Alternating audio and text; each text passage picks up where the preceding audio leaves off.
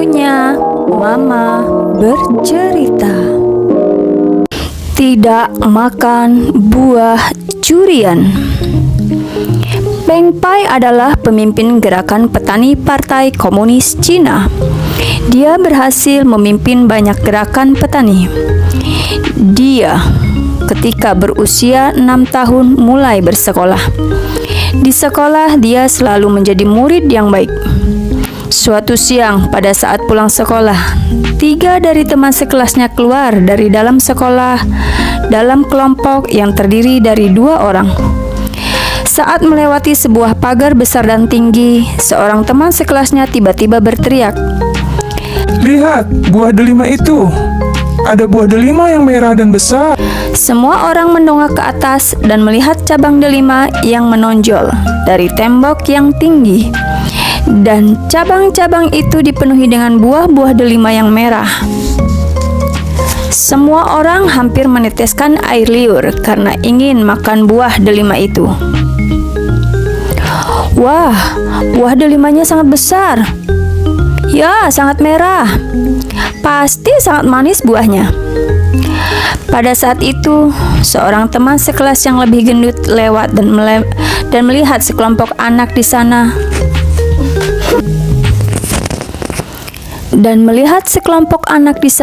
Memandang pohon delima dengan penuh rasa semangat. Namun tidak ada yang bergerak untuk memetiknya. Kemudian dia berkata, "Dasar kalian orang-orang bodoh, apa gunanya berdiri seperti itu? Segera petik untuk mencoba rasanya." Kemudian dia meminta seorang siswa yang badannya kecil untuk naik ke bahunya, lalu memanjat tembok dan memetik buah delima untuk semua orang. Semua orang berdiri di samping dinding, makan buah delima dengan senang hati. Dan beberapa orang mengatakan buah delima ini benar-benar manis. Pada waktu itu, Peng Pai sampai juga di tempat itu. Peng Pai nilai pelajarannya bagus. Di kelas ranking 1, juga sering membantu teman sekelasnya. Oleh karena itu, teman-teman menyukainya. Melihat Peng Pai datang, beberapa temannya menyodorkan separuh buah delima yang belum mereka makan untuk diberikan kepadanya. Dan berkata, "Peng Pai, buah delima ini sangat manis. Coba kamu makanlah separuh." Peng Pai dengan penasaran bertanya, "Delima ini dapat dari mana?"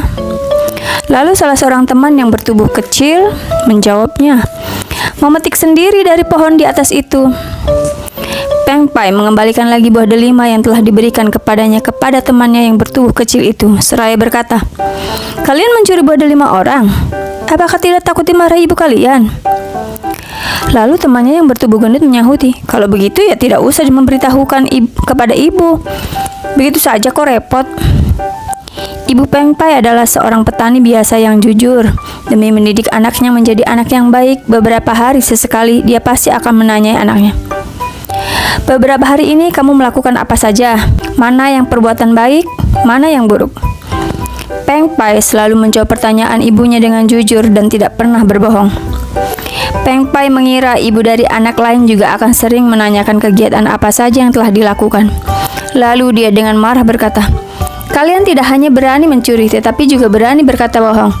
Saya tidak akan bermain dengan kalian lagi." Setelah sampai di rumah, Peng Pai memberitahukan kejadian yang baru terjadi kepada ibunya. Mendengar hal itu, ibunya sangat senang, tetapi tetap mencoba menanyai anaknya, "Apakah kamu tidak ingin makan delima?" Peng Pai dengan berani menjawab, "Saya sangat ingin memakannya." Lalu ibunya bertanya lagi, "Kalau begitu, kenapa ketika temanmu membagikannya kepadamu, kamu menolaknya?" Peng Pai menjawab, "Itu adalah hasil mencuri. Saya tidak mau. Kalau ketahuan ibu saya telah memakan delima itu, ibu pasti akan marah." Ibunya kembali menanggapi, "Kalau kamu tidak memberitahu ibu, bagaimana ibu bisa tahu?" Peng Pai dengan tulus menjawab, "Tetapi saya tidak pernah berbohong." Ibunya dengan bahagia menanggapi, "Kamu benar-benar anak yang baik. Ibu akan kamu beri uang. Kamu bisa pergi sendiri untuk membeli delima." Setelah Peng Pai menerima uangnya, dia berkata, Terima kasih, Ibu. Dengan melompat gembira, dia pergi membeli delima. Sebagai bahan renungan, di dalam hidup ini kita sering menemui banyak godaan.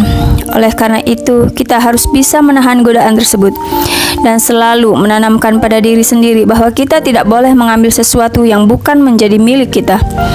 Jadilah orang yang jujur dan banggalah memiliki sifat-sifat yang bermoral, dan jangan berkumpul dengan orang-orang yang dapat memberikan pengaruh buruk.